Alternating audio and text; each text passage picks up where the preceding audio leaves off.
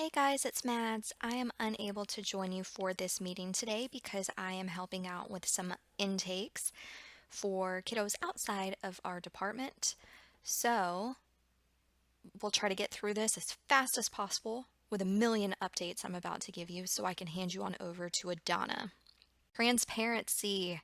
Friends, I have worked really hard on being transparent with you, just through processes and things we go through, okay?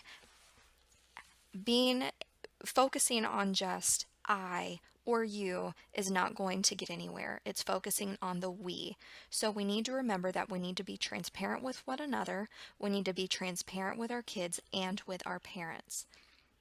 How do we do this? We have to have honest conversations and not have conversations around the water cooler. Okay? We don't need to talk around people. We need to talk directly to them. In doing this, you can say what you mean without saying it mean.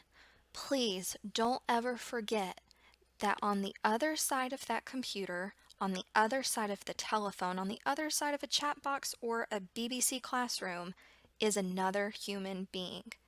And we have to remember to take care of one another.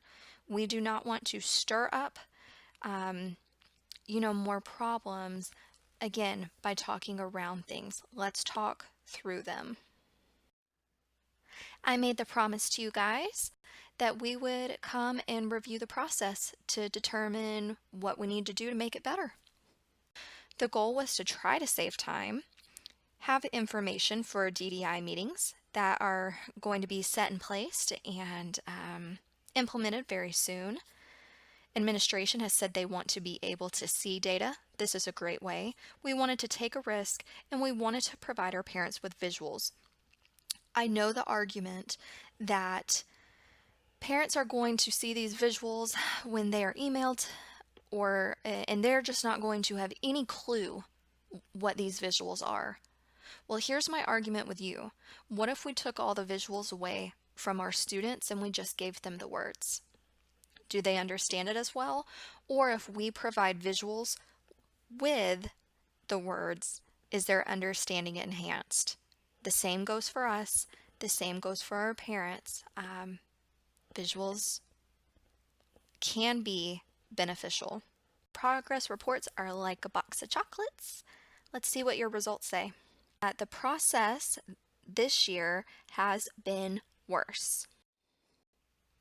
The majority of you use the Firefox browser. This is the one recommended for us to use from related services. Last year, from start to finish, it took the majority of you 30 minutes to complete the progress report process. This year, unfortunately, it took more time. It took 60 minutes. According to you guys, which year was a better process for progress reports?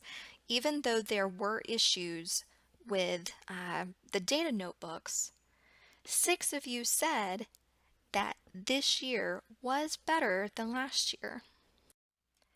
In comparing the 2 years, last year you were able to keep your data in a way that made sense to you, sounded like in more condensed tabs.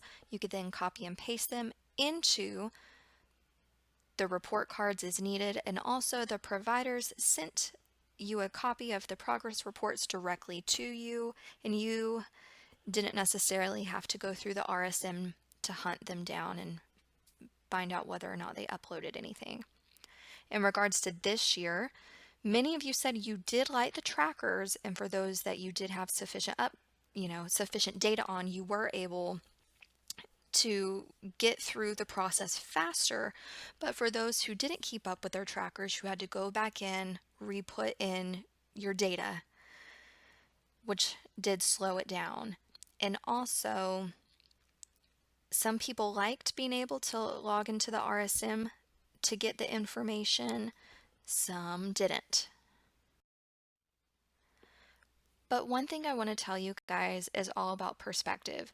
Even though our ultimate goal, right, was to save time with these progress reports, and it didn't work out with our data notebooks, we need to be able to focus on the positive of what we got for this. So For every negative, I have 2 positives here. This year, it didn't save us time. But because we tried something and we took a risk, we actually have data to compare it to. Okay? This is going to lead us to make better changes.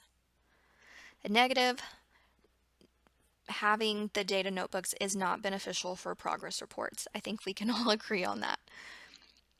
Positive in that, these data trackers or data notebooks, they are really good for contentious IEP meetings and high profile meetings.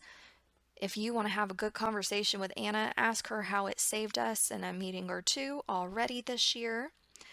And these notebooks can support whether or not instructional practices are working, which can help us in looking at some programs for our babies and deciding if we can scale back their million hours of services. Okay? And then that final negative, parents can't see the graphs in Infinite Campus, right? It was my initial understanding that parents would be able to see the attachments. We wouldn't have to email them as well. After working really hard with Jennifer Mitchell, it turns out that no. As of right now, when parents log in, they're only going to see, if their kid is making progress or not, based off of that little box that you clicked. So, little spin-off from this, it's still not a fail. You can email the reports out, so everything you worked so hard on in those data trackers, parents can see, and it can create opportunities for you to have those transparent and honest conversations with your parents. During your one-on-ones with students, your kiddos can usually only handle so much instruction, and once they hit their point, bring in the parent and bring up the graphs and talk to them. Teach them what that graph means and how their kid is performing. Make it into a positive experience for them. Also know another positive is that this has led me into working with corporate Infinite Campus. I have reached out to them and we are looking into solutions of making progress reports better for everybody. And IC is getting ready to have kind of a big staff meeting where they're working on progress reports being separate for parents, which will ultimately lead them to be able to see more. So that's really awesome. I'm glad I have that opportunity. They are putting data on the wrong IEP goals. They're not sending quantitative data. And if they don't turn it into the RSN on time, you are going through and hounding them.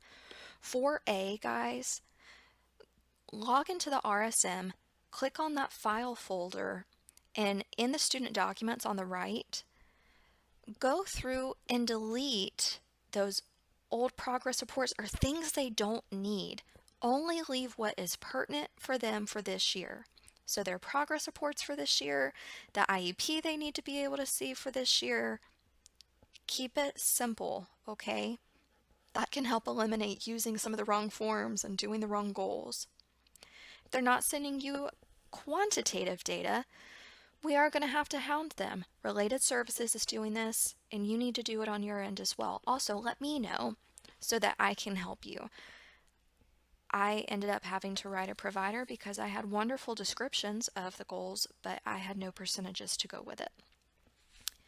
And if they're not turning them in on time, guys, unfortunately, just with people, whether you're in brick and mortar or virtual, we're going to have to hound down providers, whether they are emailing reports directly to you or just uploading to the RSM. I am going to make a suggestion that they do both, upload to the RSM and email you. I'll let you know how that goes with Related Services, but I can try. Also, you'll see a little Adobe symbol here down at the bottom. I have made a fillable PDF form for the Related Services progress reports. I sent it to the RS team for them to review. Once it gets approved, we are going to ask our providers to start using the PDF form. This is going to save you from having to convert your Word documents. Again, my goal in trying to save you guys some time. At the end of the day, please just know that the progress reports, we are going to restructure and change how they are done to make your lives easier for the second quarter. Now I would like to move on to GAA 2.0. I am a part of a committee with the DOE along with 41 other special education teachers, gen ed teachers, and admin who are redeveloping GAA. It is changing completely. Why? Because the federal government, through laws that ESA has put into place, has said that we need to better align our alternate assessment with our state assessment, so better aligning with milestones. What is this going to look like for you? Hopefully it's going to save you a whole lot more time. You are no longer going to be creating activities that are leveled. They are going to be given to you. You are going to be given your kiddo it's a structured portfolio. So all activities are completed. Standards are picked for you. You have to decide what level is most appropriate for each student. You give the portfolio tasks to the kids, and then you simply grade it based on achievement. There is no more looking at progress and kind of growth over time. It's literally giving the kiddo the standard and seeing how they perform. We're still in the beginning stages of this, but please note that the DOE said we are implementing this next year. It'll be interesting, but I'm hoping it is really for the better and moving away from being a test on the teachers to a test on the students and what they know. The more I go along and go through the process, I will update you with information that I am allowed to share. Teaks, the look on your face when you find out it's observation year. Teaks evaluation, guys, they are very, very objective and simply looking at the standards that are given, okay? So as you are having different observations right now, it's as if you are looking through binoculars, okay? It is very streamlined, it is very focused, it is based simply on the standards that we are being asked to evaluate you on, okay? Those are the pieces. It's not until the very end, that summative piece, where we can take those binoculars away and we can look at the whole picture. I know what it's like to get more twos on TEKS evaluations because I was that person who got more twos than I did threes and fours. I understand, frustration when we are not getting, scored as highly as we think we should. So what do we have in place of this? Please forgive my phone in the background. What do we have in place for this? We now have a TEKS dispute resolution, okay? First thing you are going to do is talk to Anna. If it is not resolved after speaking with Anna, you are then going to speak with me and you are going to ask for an outside opinion. I will reach out to Nadia. Nadia is going to come in from an unbiased point of view. She will not know your score. She is simply going to look at the recording and she's going to score on her end. From here, we will compare and update as needed. I don't want to hear that you were upset about a score but didn't do anything about it. Guys, you have opportunities. As far as assistive technology trainings, 95% of us are finished with everything. We did receive the highest completion rate out of the entire school, so congratulations. Thank you guys for working so hard on this. I understand the complaint that a lot of this is not applicable for our students. Again, let's try to put a positive spin on that. We have had a handful of kiddos that are now using this. And at the end of the day, guys, knowledge is power. The more you know about things, the more you are just adding, to your strengths in your toolbox. So even though this isn't beneficial for maybe your group of kiddos, you can be talking to a teacher and hear concerns, and now you know about this and can recommend it. For the Ability Group survey, I am almost finished putting this all together. I have 5 teachers I am waiting on. Please email me if you don't remember whether or not you completed the survey so I can resend it out to you to complete. It's beautiful to be able to see all the similarities and differences of what you guys are teaching in your classes. And this is going to be a fabulous tool for us, okay? So please, please, please, let's finish this up. Last part here. I swear I'm almost finished. I know it's like 18 minutes in. Thank you for filling out the IEP tracker for the drafts as well as the minutes tracker. Anna and I are required to do these, so we really appreciate just your timeliness in getting them to us. Things to look out for. Continue looking out for your dates. Your meeting date is physically the day you are meeting. Your implementation date is when the IEP is going to start. Your IEP will never start on the day of your meeting. Why? Because it can get you into hot water. If you sign it that day, you are then responsible that day for those new goals and those new services.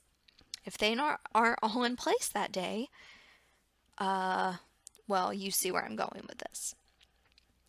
That is why we start the IEP the next day. It gives you time to get set up and to start fresh, okay? Then your IEP end date is going to be a year minus a day from the implementation date.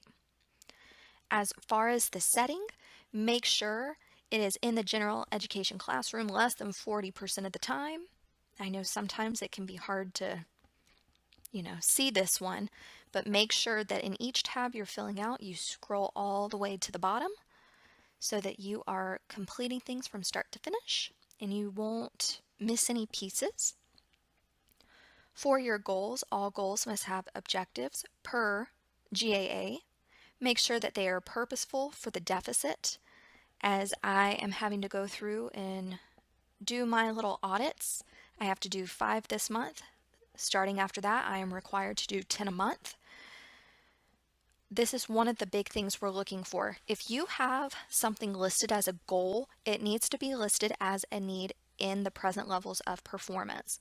Also, don't have too many goals. Remember, we talked about having that 3 to 5 range. The reason for this is that you are able to truly hone in on the specific needs of your child so that you can give them a foundation to build upon. If you have too many goals, you are unable to do that. It doesn't matter if they're coming to you from a school with 1,000,000 goals. They're probably coming to you with 1,000,000 goals and you see very little progress. It's because it's too much. So let's really start to hone in and focus on those needs. How do you know if something's a need? You're utilizing your data. You're looking at your data. You are reporting on the kiddo's needs based off of the information you have. Also, as you are working on the present levels, please report on, the previous IEP objectives. That's another set of data to say, hey, I'm getting ready to move on to this next skill because per the old IEP, kiddo mastered that goal. So I don't need to work on it anymore. I'm going to work on this. Okay? Accommodations, you guys have been fabulous. Thank you so much for putting testing accommodations into the instructional accommodations as well. Assistive technology, you are writing the need, not a specific device. And please note that transition plans are being handled by Nadia. She made that awesome form to be utilizing. We've been receiving several awesome questions from you guys in regards, to streamlining and making this process better. So I am sharing these with Nadia. Ultimately, she is going to be the decision maker in terms of what we do for these plans, but I have, um, you know, shared these with her. Okay, let's hand it on over to Adana now. If you have any questions or concerns about this really long video, please send me an email. You know how to get me.